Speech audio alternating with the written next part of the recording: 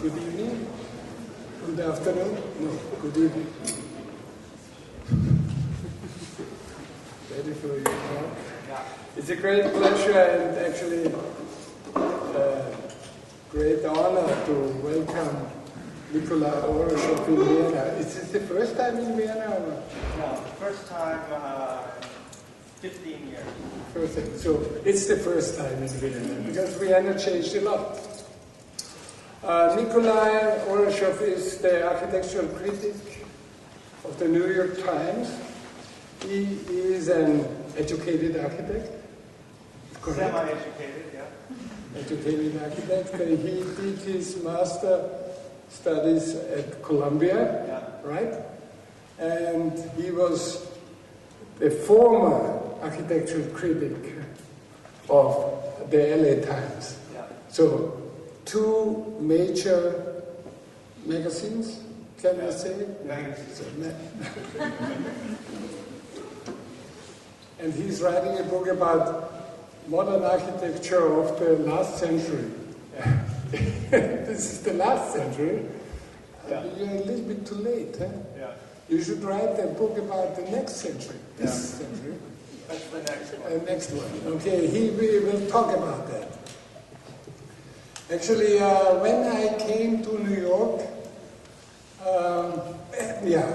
his writing is about architecture is very explicit, and if you don't read between the lines, you could think he is a critic of modern architecture. And I think he is interpreting all the buildings like they were modernist architecture, if you don't read in between the lines. When I came to New York, I think 20 years ago, I had an invitation to have lunch with Philip Johnson for preparing the exhibition Deconstructivist Architecture. People told me, watch out, please watch out. There are two people in New York who can kill you. The one is Philip Johnson, and the other one is the architectural critic of the New York Times. So please welcome Nicolai Ouroussoff here in this place.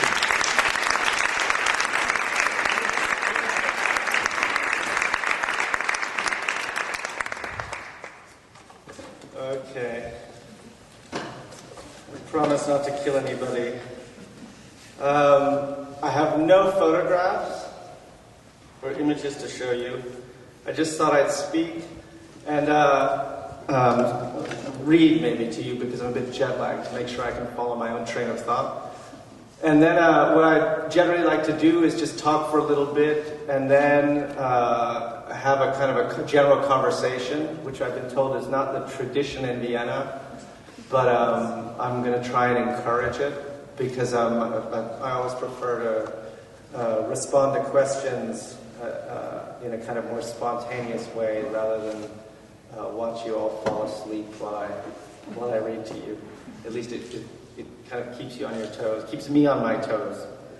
So I'll start by a conversation that is really about the last 20 years. And they're just a collection of thoughts about what I think has kind of happened since I started this profession, I guess it is. When I was just beginning my life as a critic, in the spring of 1992, the world seemed to be emerging from a long period of darkness, or at least that's what we were being told. 3 years had passed between the first crack appeared in the Iron Curtain, which was not far from here, where we're standing, at the border between Austria and Hungary. The Soviet Union had dissolved, marking the official end of the Cold War. The Berlin Wall was already mostly gone. Only a few concrete fragments and a watchtower or two had been preserved for the tourists but Germany was on the road to reunification. And across the Atlantic, where I was, Clinton would soon be elected president, marking the end of 12 years of Republican rule, and many of us hoped to return to a more egalitarian vision of American society. In architecture, projects like Tschumi's Parc de la Villette, Wolf's law offices in Vienna, Eisenman's Wexner Center, Koolhaas's Très Grande Bibliothèque and Chausier Library, which were of course never built, Zaha's Vitra Fire Station, all designed in the late 80s and early 90s, not only represented a long overdue of a recognition of a generation of architects who cut their teeth in the aftermath of 1968, they seem to signal the dawning of a new era of creative and intellectual freedom, at least to me and my pals at Columbia. This freedom was not only about aesthetics. When we looked at the fragmented forms of Hadid's designs, for example, what we saw, or what I saw, was a framework for a new, more heterogeneous world order, one that included an emotional dimension that modernism, and certainly postmodernism, seemed to have completely ignored. Similarly, the stack of tilted floors in Koolhaas's Chausier Library, which connected these monumental staircases, reading rooms, and cafes, were designed to encourage the kind of social and class frictions that were an essential part of urban experience, as I understood it. Its fluid spaces were intended to suck Paris' street life up through the building and transform the visitor, as Koolhaas put it in his book, into a Baudelarian flaneur.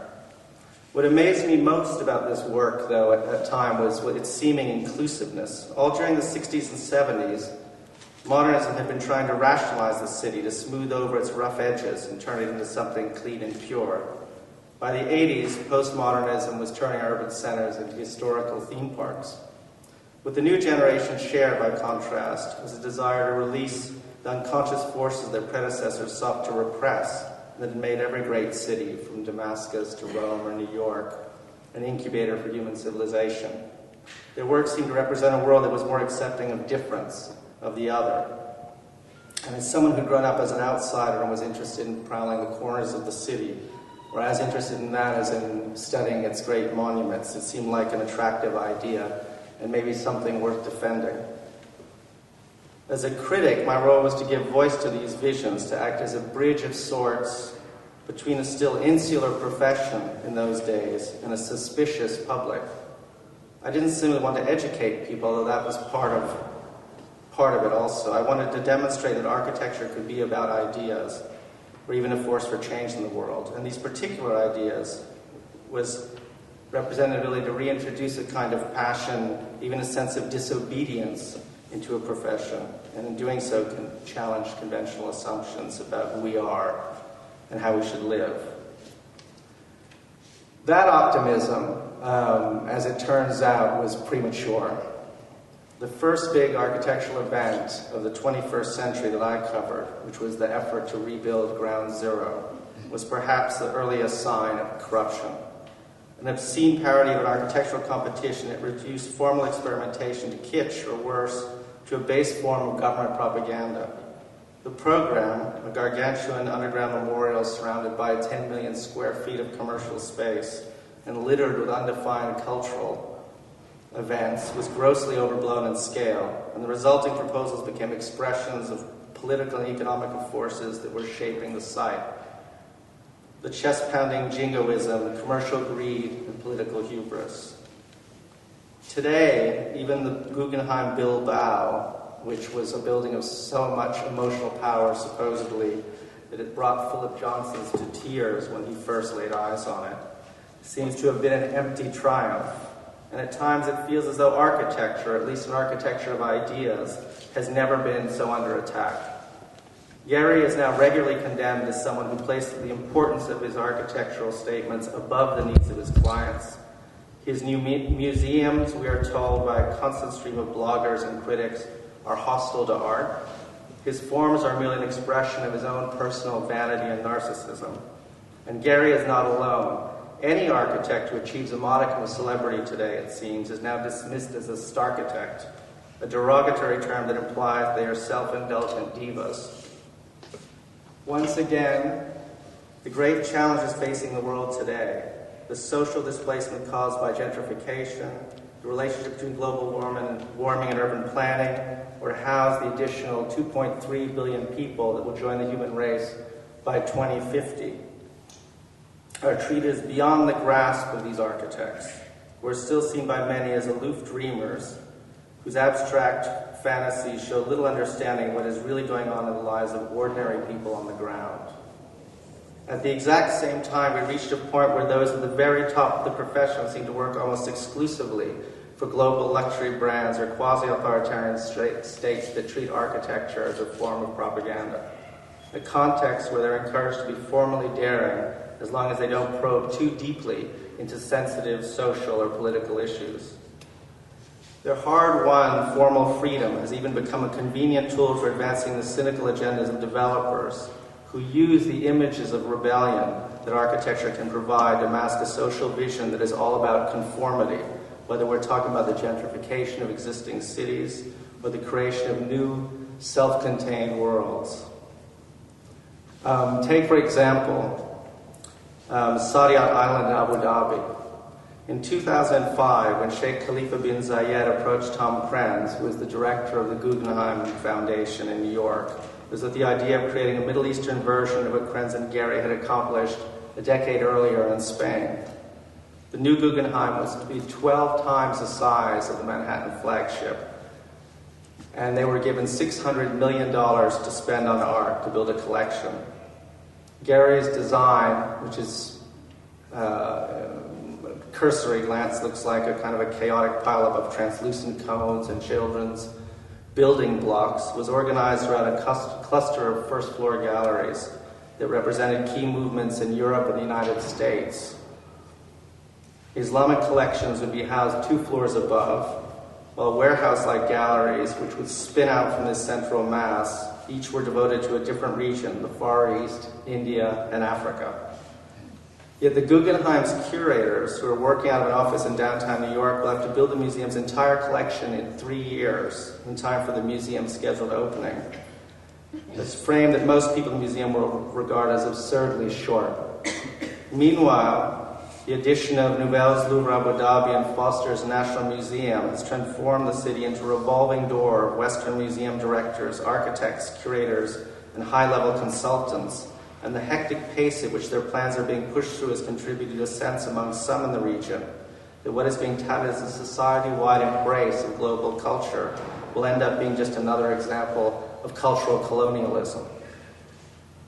These new museums will be embedded in the kind of generic suburban opulence that can be found all over the Middle East, but rarely in such isolation and on such an expansive scale. When I was there a few months ago, or last fall, the concrete frame of a new St. Regis hotel and resort was already rising just down the coast from the museum district. Nearby, a 2,000-home walled community was under construction alongside an 18-hole golf course designed by Gary Player. It will be joined by several more luxury residential developments and 2 marinas, and eventually a tram that will loop through the city and connect it to the museums. A short drive across the island, my last day there, my guides took me to a very different world, Saadiyat's Workers' Village. The camp, which is still under construction, is expected to house 40,000 foreign workers we brought in to build this secluded paradise. It is divided into 3-story prefabricated housing blocks, interspersed with pretty courtyards and decorated with palm trees. A bigger structure, about 2 stories tall, serves as a communal hall, which has dining areas on the ground floor and a library where I saw books arranged in dozens of languages: Arabic, Hindi, Nepalese, Tamil, and Malaysian. The building embodied a version of the cosmopolitanism that Abu Dhabi says it's trying to create, but even if completed as planned, would house only a small fraction of the city's hundreds of thousands of migrant laborers. The rest will presumably live in cramped quarters in the industrial sector or in faraway desert encampments. And once the museums are completed, I was told it will be bulldozed to make room for more hotels and more luxury housing. The situation is actually no less dire in places like New York. The most significant buildings to go up in the city over the last few years, Nouvelle's 11th Avenue Tower, Frank Gehry's 8th Spruce Street, Norman Foster's Speroni Westwater Galleries, have mostly served the interests of the wealthy. And the perceived alliance between architects and an out-of-touch elite have only fueled the public backlash against so-called starchitects, who are now seen by many as narcissistic, vain, and completely indifferent to the lives of ordinary people. Not surprisingly, many architects I know have begun to see the optimism of the 1970s and 80s as a kind of heyday, the last time that architects were allowed to contribute to the discussion on major social issues like public housing, large-scale urban renewal. And it was also, touchingly enough, the last time they could dream of an architectural utopia.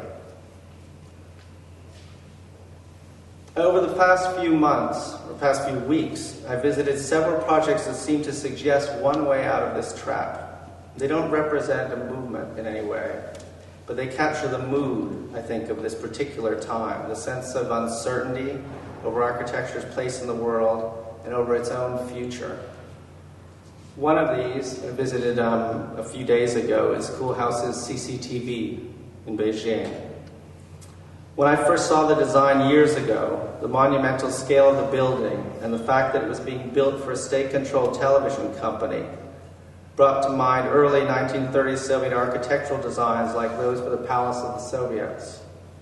More specifically, it made me think of the agonizing struggles that the great Soviet architects of the period went through to balance their own ideals with the desires of authoritarian government at the exact moment when the utopian fervor of the 20s was beginning to drain away.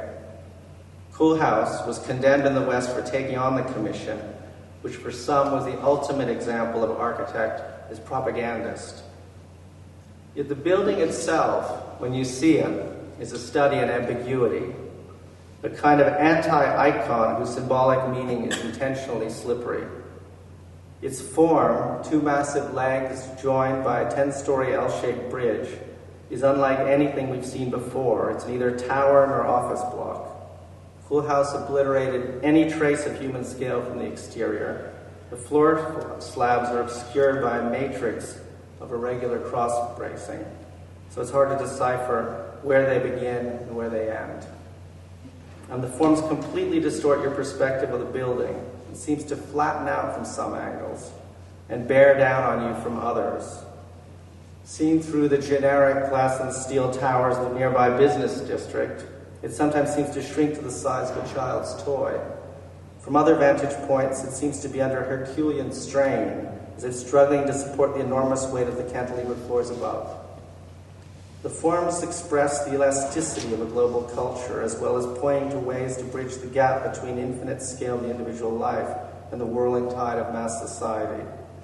But the image of authority Koolhaas conveys is also pointedly ambiguous. Imposing at one moment, shy and retiring the next, the building's forms seem to say as much about collective anxieties about the future as they do about centralized power. And they also say something about the architect's role in contemporary society. When he was working on the design, Koolhaas often expressed his distaste for the West's condescension, as he called it, toward China, the self-righteousness of Western critics who condemned its human rights record while refusing to acknowledge the advances that have been made there, let alone apply a similar level of scrutiny to their own political systems. His building is neither intended as a monument in a traditional sense or a subversive commentary, as some Chinese critics have claimed. It's symbolically neutral. A 3-hour flight away in Shenzhen, Stephen Holt seemed to have struck on a similar strategy. The Vanke complex was conceived as a series of horizontal bars joined together end to end in a kind of vaguely zigzag pattern and lifted 60 feet off the ground. Like the CCTV building, it's a kind of anti-icon. If you turned it up on one end, it would be taller than the Empire State Building. As it is, the building seems to have a tentative relationship to the landscape, touching it lightly in points and floating it above it freely at others. When you're underneath them, the forms completely disappear. And at ground level, whole creates an undulating landscape of shrubs and wildflowers that join together, conceptually at least, with subtropical mountains on one side and the beach on the other. The program, too, is left intentionally ambiguous. The bar-like forms are intended to house a range of functions: corporate offices, exhibition spaces, hotel, residential apartments. But the interior layout is conceived as a continuous space with branches breaking off in various directions, so that, for example, if the corporate offices need to grow, they simply gobble up part of the residential space and vice versa. The third building that I saw recently that has, I think, a similar approach is Sana's Relics Learning Center, which may be even a stronger example of what I think is exactly the same sensibility. Two undulating concrete slabs, one resting slightly above the other.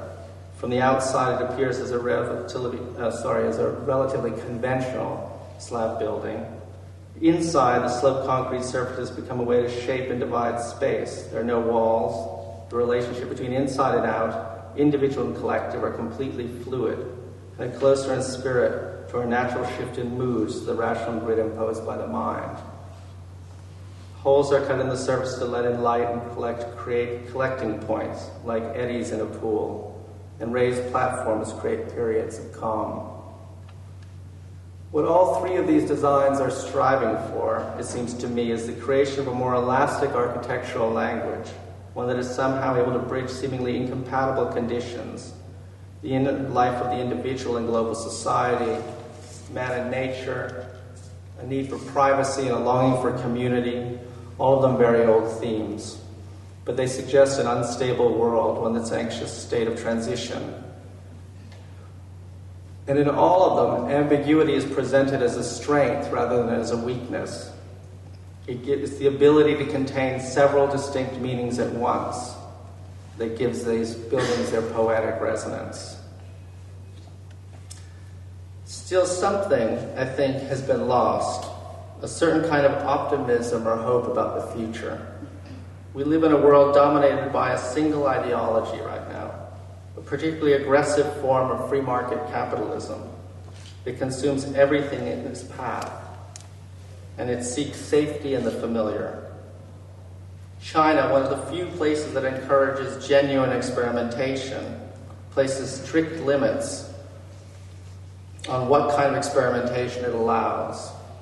And real theoretical work, the kind that is completely free of constraints because it aims to please no one, has dried up. The few remaining holdouts, people like Lebbeus Woods, for example, live on the periphery of the profession, mostly forgotten. The rest of us are in a kind of a limbo. So I wanted to end or begin this in a way with a question. How do we regain that confidence? Where is a space for that kind of dream? And what form will it take?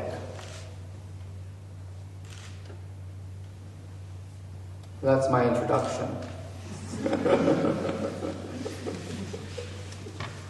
Jet lag and all.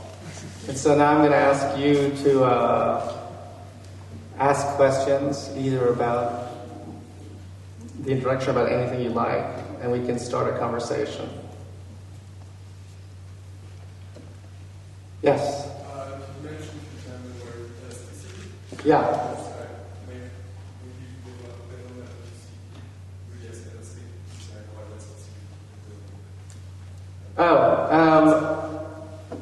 Well, I think this is where I think the question of ambiguity becomes interesting, because I think, let me speak more specifically, say, about CCTV. I think that there was a very conscious connection between the building's symbolic meaning and the context and the desire to erase any sense of or to be able to bridge, be elastic about it being able to be a monument, almost barbaric and aggressive at some moments, and to be something retiring and fragile at the other.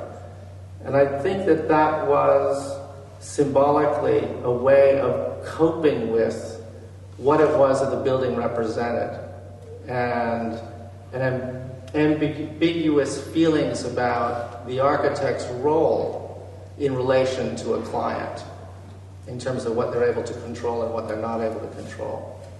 So I think it's not just an aesthetic experiment, it's actually a reaction to the architect's own weakness, in a way, in terms of being able to shape an agenda, social, political, or otherwise. Which is why I think it made me think of the Palace of the Soviet competition, where everyone was struggling to both hold on to their ideals on one hand and adapt to a political situation that was changing every hour and becoming more and more terrifying. And most of those architects, I think, failed. If you look at the buildings they produced, like Melnikov with his upside-down pyramid, which ended up being a kind of almost a grotesque parody of a kind of Soviet collective system. And I think that all of that history was in his head when he was dealing with the scale of this building and what it represented as a kind of an apparatus of the state.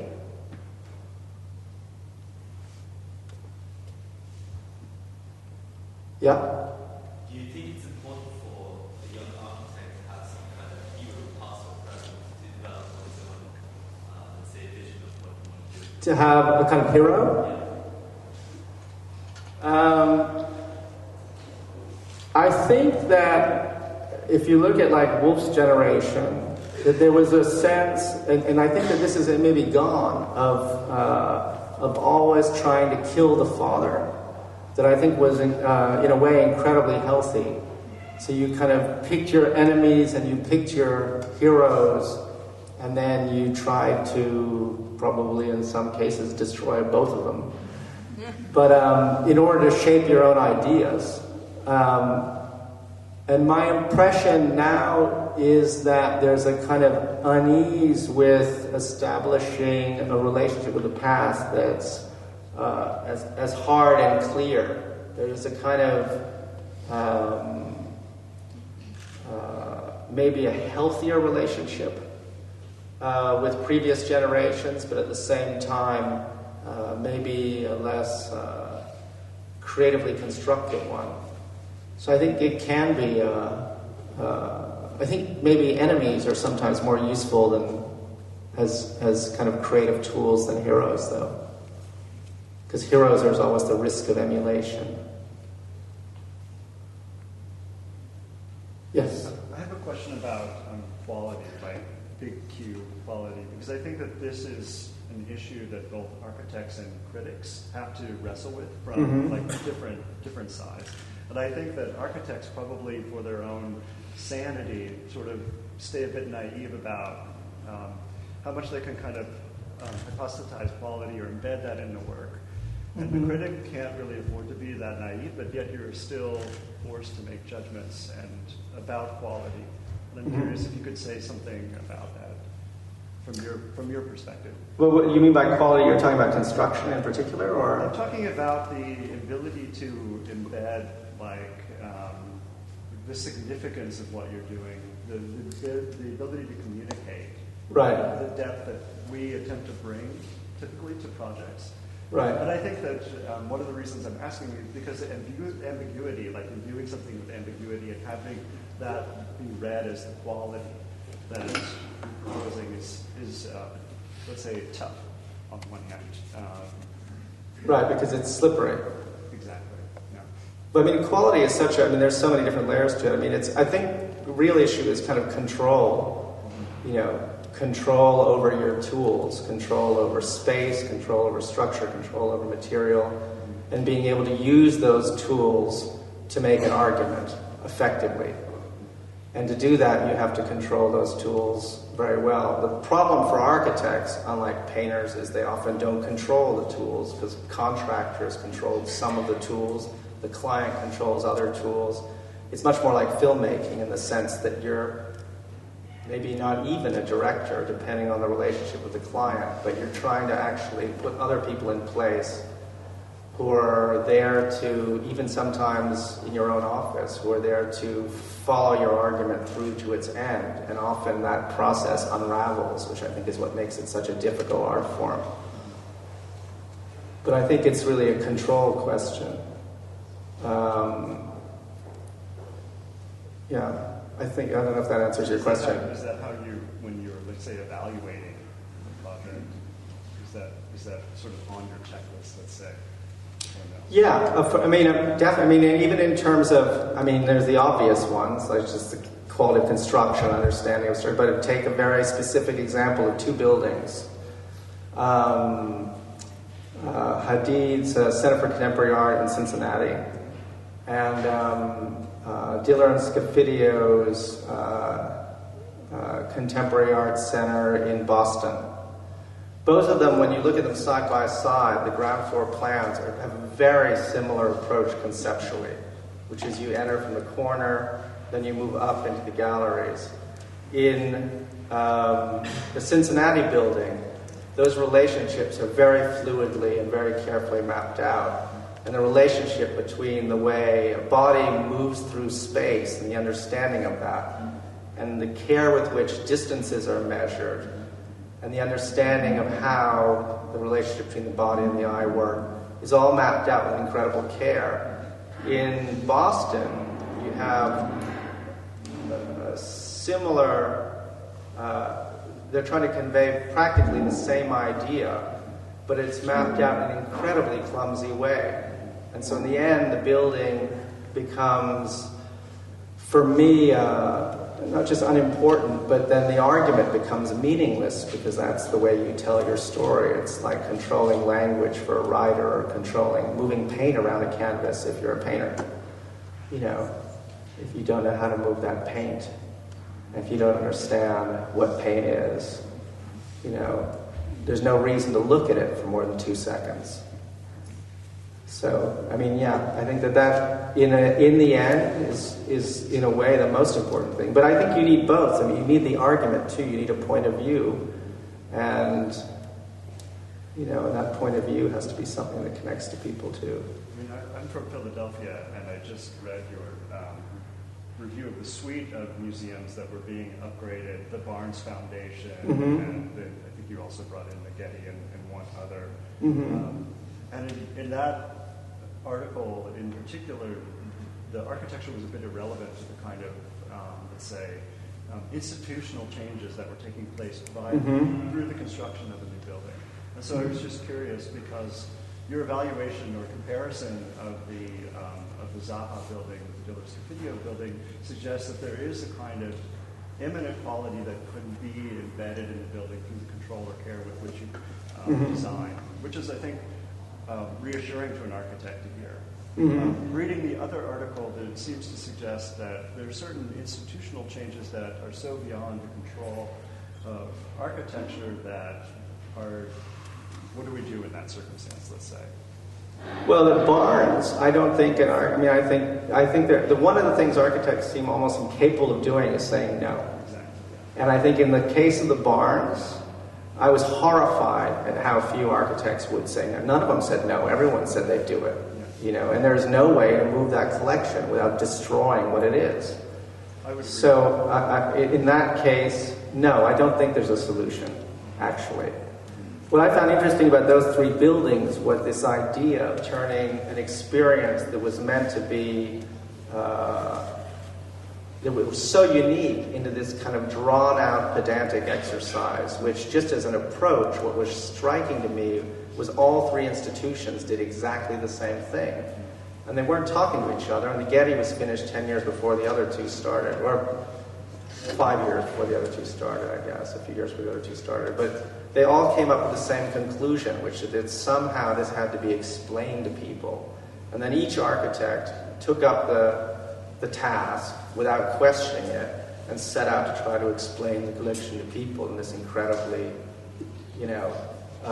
plodding way. And Renzo Piano did it maybe slightly more elegantly than Mikado Silvetti, where are pedantic by nature, you know, but at the same time, in a way, they all ended up in the same place. So I do think there are certain things that, in a way, you have to say no to.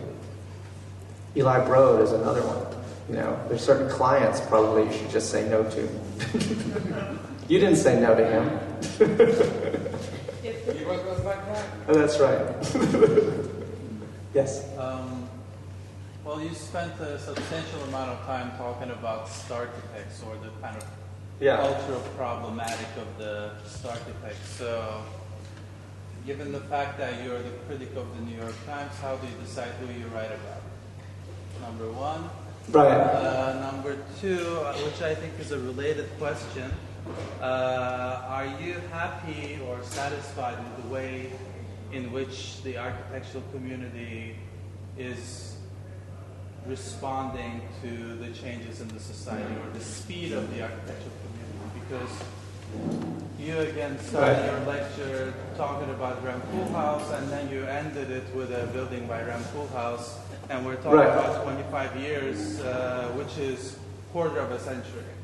Right. So, what do you think is your responsibility as a critic?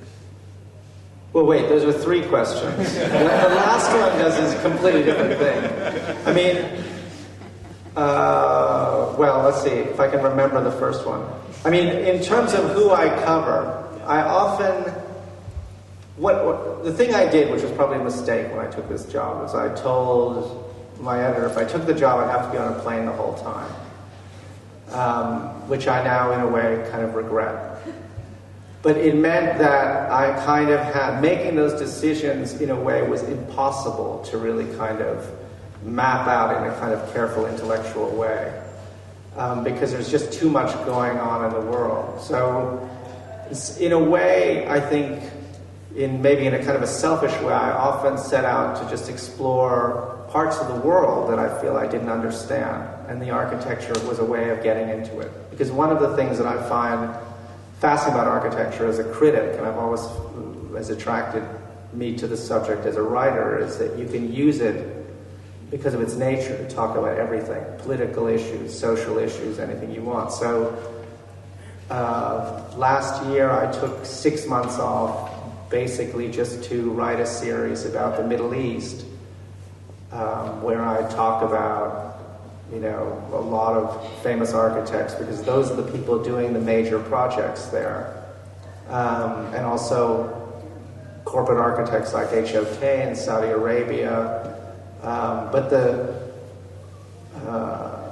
conditions of these projects is that one of the kind of things that made them what they are is that they basically went out hunting for 6 big names and said, we each want you to give us a building and put it on Saviat Island, for example. And for me, it was an opportunity to explore what's become a kind of a central reality of how cities are built today in that part of the world. So I didn't come back with stories about a young architect in Doha who was building an addition to his or her mother's house, you know. Although, in a way, I wish I had. But it's a question of just like how much you can kind of, you know, I don't know if that's that's basically an honest answer. I don't know if it's a valid answer. There was a second part of your question. I can't remember what it was. I don't think there's an answer. I think the question is more or less related to kind of an anxiety that you also seem to have about the current status of architecture. Right. Well, the second part of your question was if architects are responding quickly enough to it. Yeah. No. I think that's, in my rambling way, the subtext of the little introduction is that no one's responding quickly enough to it. I mean, I think you're hitting, in a way, the nail on the head. Is that on the one hand, there's been this backlash that I think really misreads what architects try to do, and it has been often incredibly malicious and unfair to architects who have spent, and I think, you know, also you have to put this in context of a longer history, that these are people who spent 15, 20 years working without building, and suddenly there was a sudden eruption, where they were allowed to build quite a bit. But the rules changed, I think, underneath their feet. And the timing of what happened in 1989 and the fact that that's when this explosion happened, I don't think is a coincidence. I think the fact that you have basically a free market system that suddenly expanded across the world, and suddenly at the same time you have these architects who are suddenly being allowed to build these buildings, and those two things are actually intimately tied together. And I don't think the architects or the critics have figured out really what that's meant to architecture. Well, but also I think one other aspect of it is that the way that we quote-unquote consume architecture is very different than the way we consumed it, let's say 20, 25 years ago, because you talked about the kind of malicious response against the people who have dedicated a majority of their lives into a very long-winded project that takes a lot of effort and time, but also the way that, I guess young people consume architecture is not necessarily directly through the critics anymore. Because let's say Zaha Hadid has roughly around 15 projects a year that is published in multiple websites, and everybody treats them as if they're already built because they're already in public. And that kind of creates a repertoire in a way, which allows us as the architectural community to judge those projects based more on directly. what we see, whether they're built or not. Right. And therefore, I guess that relates to my third question, which is about your role. What do you think is your role? Well, I think one of the things that has happened with the internet is that people, it's just so obvious, but they're responding to images, they're not responding to buildings, and the two aren't the same. So it's a very different thing. I think even as a student, it's an enormous shift, when you're reading things through images and think that you're actually interacting with a building. I think that that's something that in a lot of ways is can be disastrous for architecture. And maybe the only thing I contribute is I go see them, which is a privilege, but I get a chance to see a lot of them. Other than that, I don't know. What I contribute. No, I guess my question wasn't necessarily questioning your position. Yeah, no, I understand. It was more about, I think, what kind of interpretation do you intend to provide before you start writing something? What kind of when you see a building, what kind of Well, I guess there are two things. One is just like what I do in terms of what I see my role, and the other, which is maybe more, and in some sense I think of myself as, on the one hand, I'm a critic, and I have opinions about buildings. On the other hand, maybe more importantly, I'm a kind of a translator, and in the sense that I try to be a bridge in explaining these ideas to a broader public. And I think in a way that's probably the most important function. There's a separate issue which has less to do with the world of architecture than the world of journalism, which is that newspapers in particular feel very much under attack today, and have now for 15, 20 years, but it's really intensified by the blogosphere and the internet, and the fact that people have access to all kinds of information they used to only get through the paper that landed on their doorstep.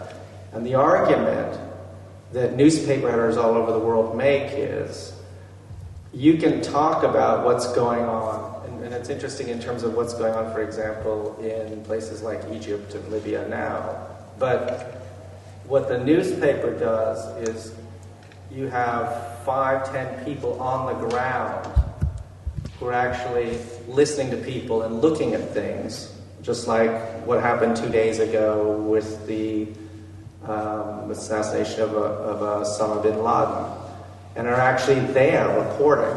And it's the reporting which is the most fundamental part of what a newspaper does. The argument goes, it's what will keep newspapers alive, because that's something that you can't do if you're sitting in your living room typing it on a computer screen.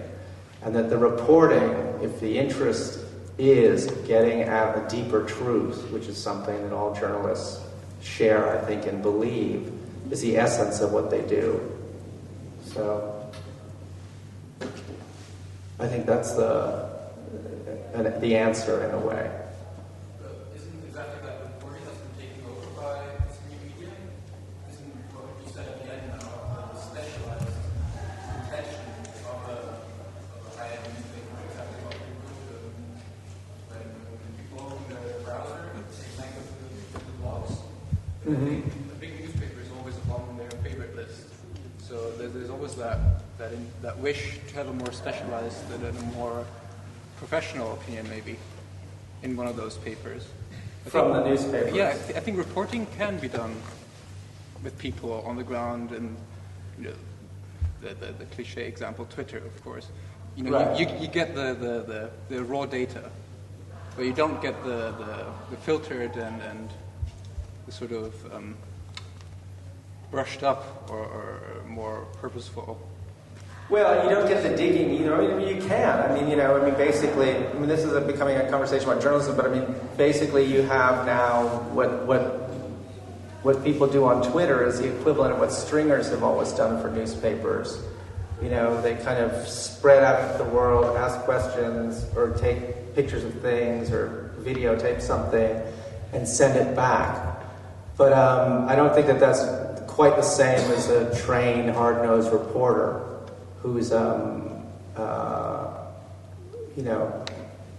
digging through files and doing all that. But yeah, that's also something. That's also something that's beginning to break down and fragment as well, in terms of who does what. Yeah, I agree. I'm not disputing that. Is that how you see yourself as well? As more specialized agent in that Yeah, in the sense that I think it's one of many different ways you can think about things or write about things or approach a subject. Yeah, it's more specialized in a way, yeah, I suppose. Do you see yourself as reflecting and building, or do you see yourself as teaching as well, explaining things? And if so, what do you assume as a sort of level of the entry level that you talk about? Or where do you start with building? What's your audience? Well, I think I wear both hats, but I think that I start by trying to explain the buildings to myself, and as I'm doing that, I form an opinion, and usually I don't form the opinion actually until I sit down to write. So that's more of a personal process than anything else. So in other words, I approach a building trying to understand it, trying to understand what it is that the architect is trying to convey. And then as I start to sort through that, then I start to form an opinion about it. But that's a kind of a more, it's a more personal answer, but it's really what it's about, is what you're asking is about the way you work, really, more than anything else. In terms of the audience, we had this conversation earlier. One of the problems I find with what's happened to journalism is that the audience has become so diffuse, and I think this is a real problem, is that you don't really know who you're talking to anymore.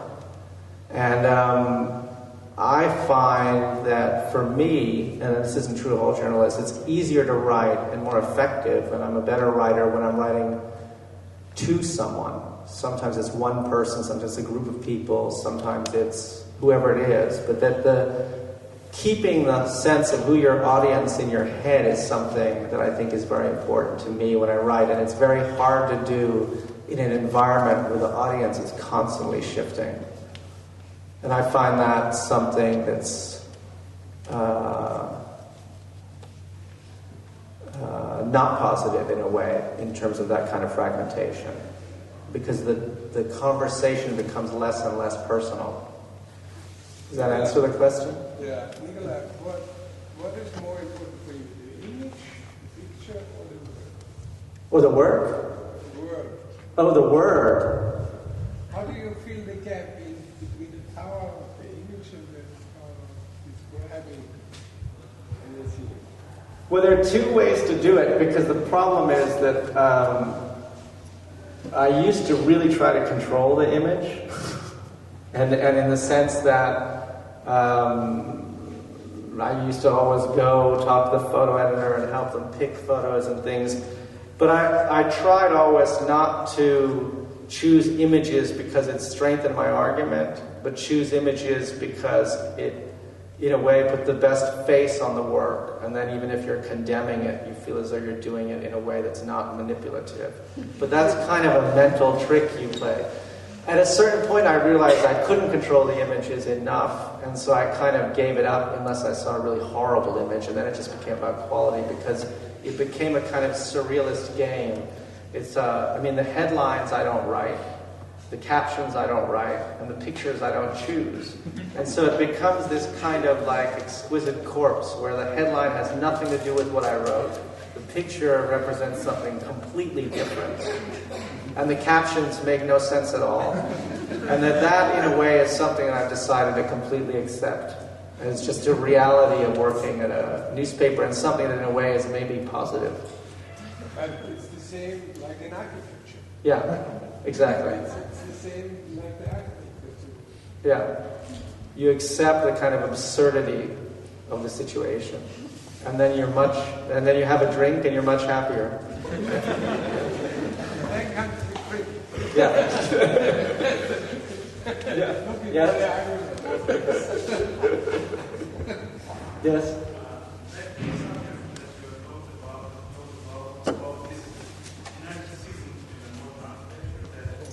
Yes. Yeah.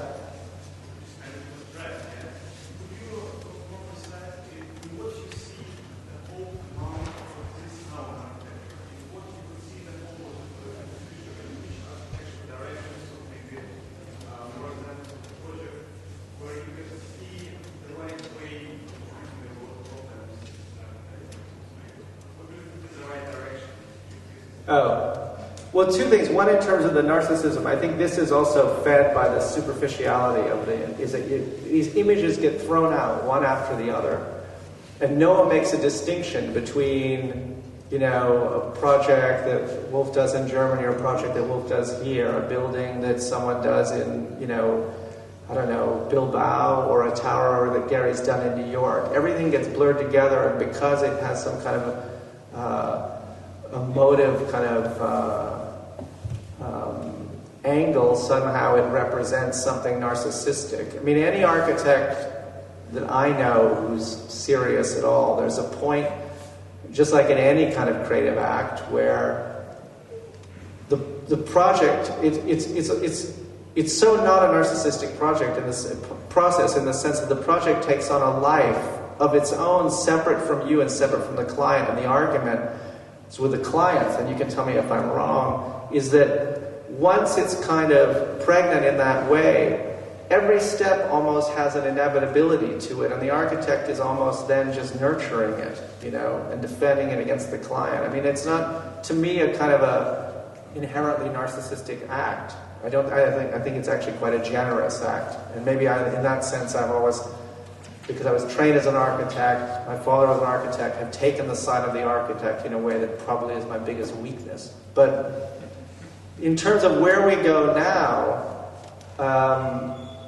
I'm very confused. I think there are two kind of distinct directions. I think that there's a real kind of effort to flatten things out, smooth things over, and repress any kind of anything that diverges from some kind of status quo. And I think that's a big part of what this is about, what's going on. So anything to me that breaks out of the norm, I think needs to be protected and nurtured. On the other hand, part of me also thinks that we've arrived at a moment when the scale of what's going on, of building, is so big and so intense there's also the responsibility that the architect has to try to test their ideas in the real world again and again, and force themselves to constantly question what it is they're doing, and make sure that what they're doing is really connected to what's going on out there. It comes back a bit to what you were saying before. It's like there's this shift that's gone on in the world over the last 20 years, and people still haven't sorted out what it is. So, I think. Does that make sense? I think. Yeah. Yes? Try to keep them one at a time because I can't remember the second one. Yeah. So you described a scenario in the 90s, and would you say that architects then had an image or an idea of utopia? And the second part of it is, can or should architects have a sort of idea about personal or collective utopia? Oh, you mean in terms of a subjective opinion? Yeah. But I think that was part of the shift, right? Was that this idea of objective truth had completely fallen apart. And this is where killing the father, I mean, maybe Wolf should speak about this, not me, but I mean, I think, that there was a real sense that it was a reaction against a rational closed system, that then the first reaction against it was postmodernism, which was a complete retreat. And then there was a sense that we could continue the conversation without having to completely deny that the 20th century ever happened at all, which was what was so offensive and idiotic to everyone. Because the irony is that there's a sense of break, but at the same time there was a real sense of reestablishing continuity. That modernism had happened, and this is what we were dealing with, and that the project was not finished. But it was still a kind of a corrective, that it had been a closed system, and that it was going to somehow, that it had to be broken down and opened up. That it had to be more heterogeneous, that it had to be able to make room for outsiders, oddballs, all kinds of other things, and other kinds of people and things like that. So I think that's what was the question again? Does that answer it? I can't remember. Oh, that period. So I think that period was about that.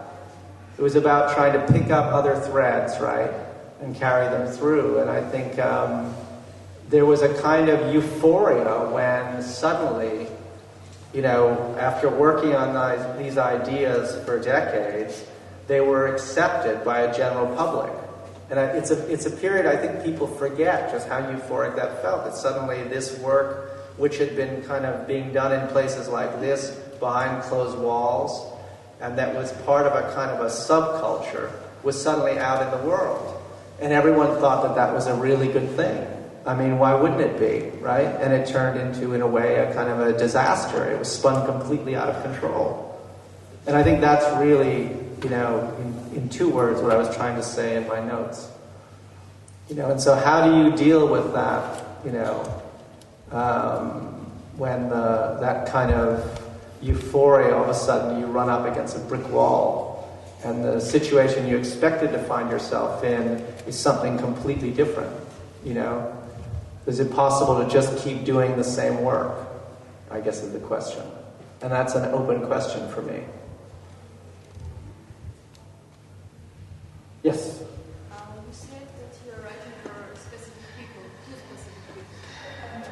Are they answering you, or are you anyhow interested in an answer from them? Like, it's not if they call you and tell you what they think about your article, but do you see the change in their work after years, for example, after you wrote something? Well, I don't. When I mean specific people, it's maybe like a kind of person. It's not necessarily like I'm writing a story for you, although maybe it is sometimes. It's like, it'll be like I've had a conversation with someone and suddenly I feel like I'm trying to explain something to that person. The kind of continuation of that conversation, or it may be, but it's not necessarily something that specific. But it's the idea that you're speaking to someone, not just speaking to yourself, And sometimes I find that it helps to actually write to someone. It could be like, it could be a friend, And then, but it's usually someone it's part of a conversation, yeah. at least in my head, but if it's someone I know, then it's a real conversation, you know. Yes? Is it possible to deal with a kind of authorless architecture in the same way that you're dealing with like these buildings, kind of systems architecture, or, I mean... Yeah, I mean, I think you apply the same criteria, and often you find, you know, in cities, buildings by architects, I mean, someone designed them, but people who you don't know that have a power to them. You know, there's a tower just south of Madison Square in New York. This is amazing. It's a wonderful tower, and I have no idea who designed it. It took me a week to figure it out. But and that, as far as you getting into that, it also kind of crosses over into journalism from criticism. For me, this is the biggest place where changes are happening, not just architecture. Well, I think for me for me, the political and social changes and their relationship to the cities and the buildings that we produce is what's so fascinating, because I don't think architects can ever escape those forces. I mean, one of the things I found really fascinating about Ground Zero is that despite all the architects that were brought in and Libeskind's plans and David Child's towers and all the designs that were made, in the end, it is an absolutely pure expression of the complete corrupt intentions of everybody involved in that site. I mean, in a way, it's beautiful architecture, because if you look at it, you know, you see every kind of the commercial greed, the political argument that we had to rebuild fast and bigger and stronger because somehow this was a statement to the terrorists they could go fuck themselves. You know, the flag waving that went on when that was going on. The scale of the memorial. I mean, 3,000 people were killed at Ground Zero. It was a horror, but it's 3,000 people. The memorial is bigger than probably any World War II memorial in the entire world. You know, the memorial is the footprint of both towers, and then an underground museum that's excavated around those footprints that there is going to fill with like debris, and then, you know, I hope this isn't being taped, and like the dust particles of people who died at the site. I mean, that to me was amazing. That, you know, that this could happen, and what it said about what was going on in the country at that time. So, you know, as a work of architecture, it's absolutely spectacular. It's unbelievable because it really expresses values with incredible clarity. You know, and that's always interested me, the way architecture is able to do that. So, yes. Right about what parameters you search. Can you search for the new architect or the new architect? Can I rephrase that? Yeah. Do you kill architects, or are you trying to prevent someone from getting killed? I think I worry more about preventing them from being killed. Yeah. Yeah.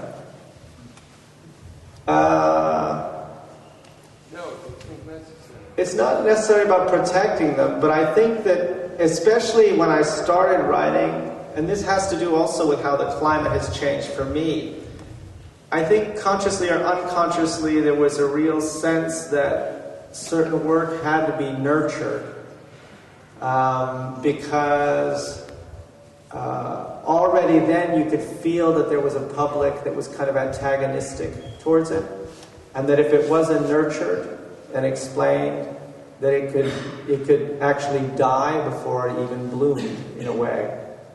And I think that is something that kind of went through my head at the time, if that makes sense. So, and now it's a completely different, they're a completely different set of issues, you know. Do you think architecture is losing the interest of the general public because it's too slow? Is it losing an interest to the general public? I don't think it is, actually. I mean, it's amazing when you look at China. I mean, like what happened during the Olympics and the obsession about these buildings and the interest. I mean, one of the things that's interesting is with all of the talk about the internet and everything else, you know, how these kinds of spaces become almost more critical than they ever were. You know, the symbolic importance of buildings like the Bird's Nest for China or CCTV or whatever, or even if you look at what happened in the last few months in the Middle East, for all of the twittering that was going on, everyone had to go to the same square, which became not only symbolically, but I mean, people had to be together in a physical space. You know, that's actually how these revolutions happened. And that physical space was as important to what happened as any of the technology that was involved. Maybe more so, because there's real issues about how key the technology was in terms of what happened. Because if you look at actually a breakdown of the countries where the largest percentage of people on Facebook and on Twitter, it's Qatar and the United Arab Emirates, and I can't remember which are the third, and those were the most stable countries. So Twitter was important, obviously, in some sense, but also Twitter, you know, was not what sparked, you know, the revolutions in those countries. And physical space, in a way, was probably more central to being able to hold mass demonstrations and create a sense of solidarity that was strong enough to stand up to these corrupt governments than what they were holding in their hands. I mean, it's a complicated relationship, I think. Yeah? No, I've run out of questions. Who do you think is killing the architects? Like, if you're not killing them, then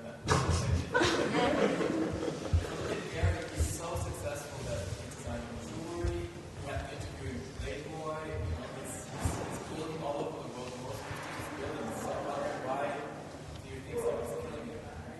Or why do you think we go back to this euphoria of the 80s? I don't understand it, to be honest. Because I think... Well, it's not so much that people are still building. I mean, Gary's, you know, building a gigantic Guggenheim in Abu Dhabi, and he signs autographs, and he designs not very interesting jewelry for Tiffany and everything else. But I think that the backlash is very real. And it's also cyclical because it's happened before. And I think if people who have longer memories remember what happened to architecture at the end of modernism, that the backlash against it was so intense, and the architect was defined as someone who was so out of touch with reality that for decades architects were not allowed to touch really essential parts of what it is that architects do, like public housing, for example. And I mean, this is true, I think, less here than it was in America, but there was a real effort to marginalize architects, because still today the general kind of public consensus is that modernism was a complete and total failure, right? So there is, I mean, the idea that, like, you know, okay, he's building a lot, I think it's a kind of a bigger question of where that backlash is coming from and where it places the architect in relationship to the world. Does that answer your question?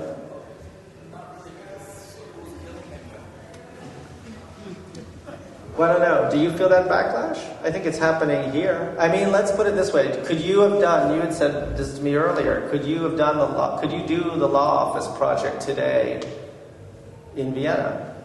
In Vienna, maybe. Maybe. Not in this... Not in that building. Not in this location. Yeah.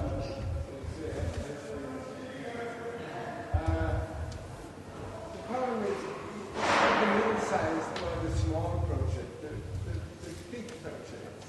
Yeah. large groups, they are really a problem because there's no client anymore. It's a committee of clients, and this is, as you know, there's no one who is in front of the architect. Everyone is behind the architect, and then he is lost. Yeah.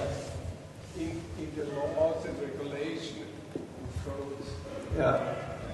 And to pick up an argument to get around these things is much too complicated. I understand why OA or SOM or whatever these guys are doing. I understand completely what they are doing. Yeah. Because otherwise you are close to bankrupt. You try to fight this law code. But on the other hand, I think right now, I have the feeling there is time for young architects to stand up and make a statement, not so much in the shape of, for shapes, for new shapes, but for a new design for life. I think I have the feeling, you can read that in the protest zones, against the train station, we are against this. This is a chance for the young guys to stand up and say, okay, not this is good, but we have another idea. Yeah. 10 years ago, 5 years ago, I wouldn't have said that. But it's interesting.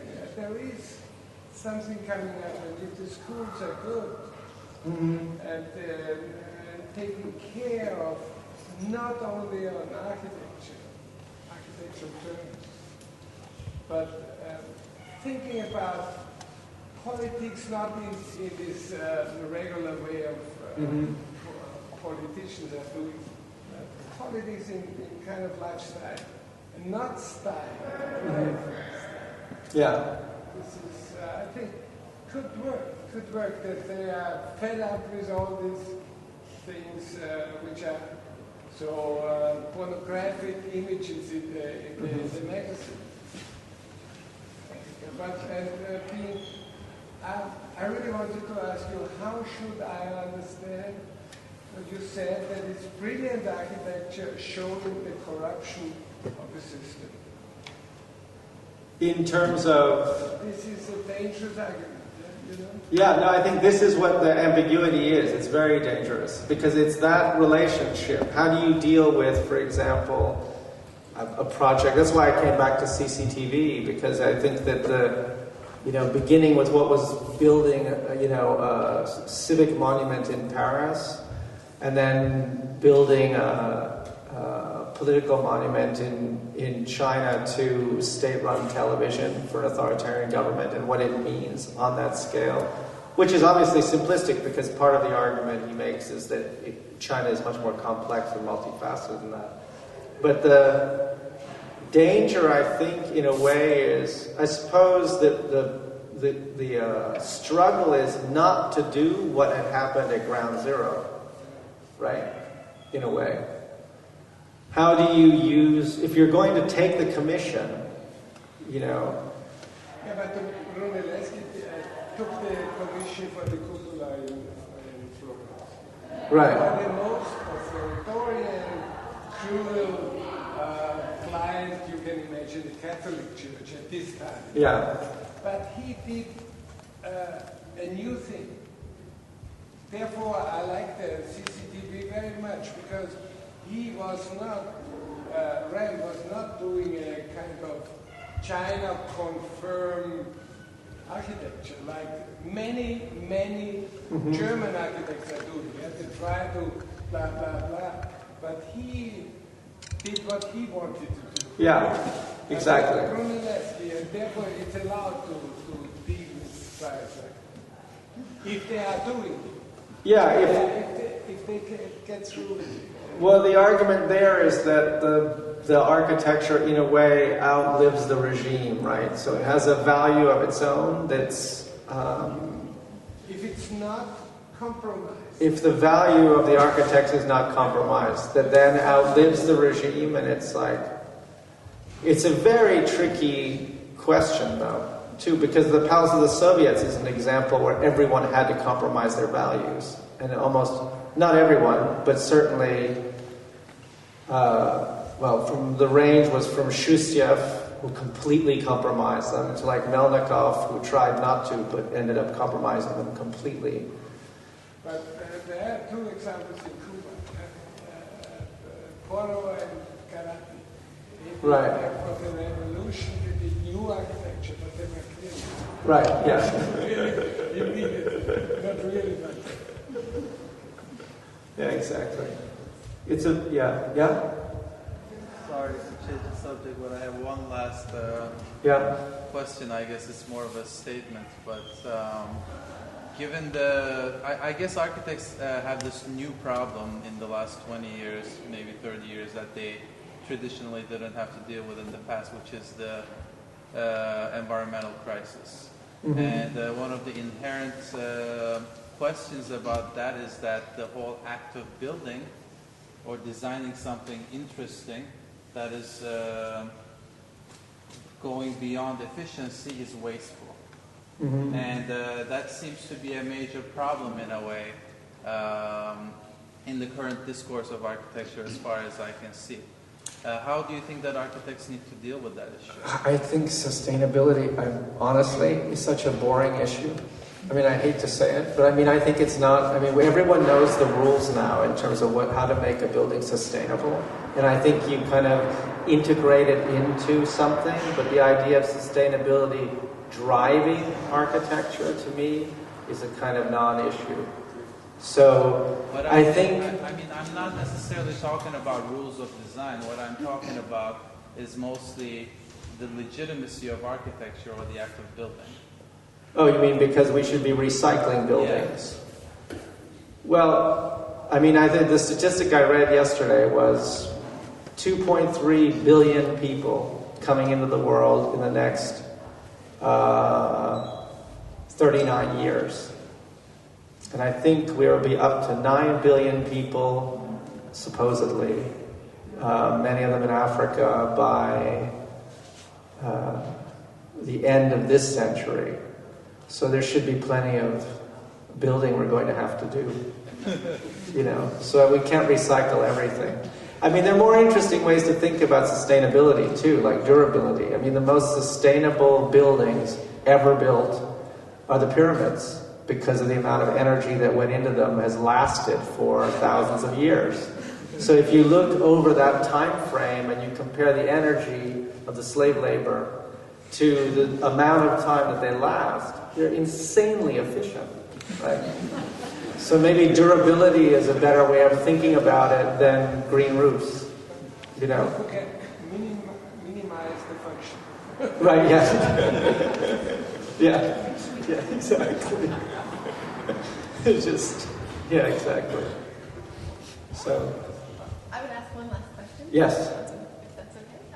In either talking upstairs or in the beginning of your lecture, you talked about architecture in sort of searching for optimism, right? Mm-hmm. That the architecture needs to do that, and in this reference to the World Trade Center, that is at the moment kind of the thing that represents architects and architecture and politics.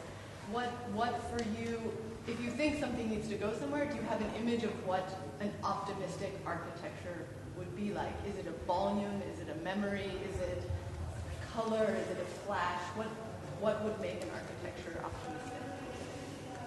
I'm not sure, because I really do feel like that it's kind of like a blank what's coming next, because I think the world has changed so much in the last 10 years. I mean, just since in the 10 years since September 11th of this year will mark the 10th anniversary of the attack on the World Trade Center. I think the world is so radically different now than it was on that day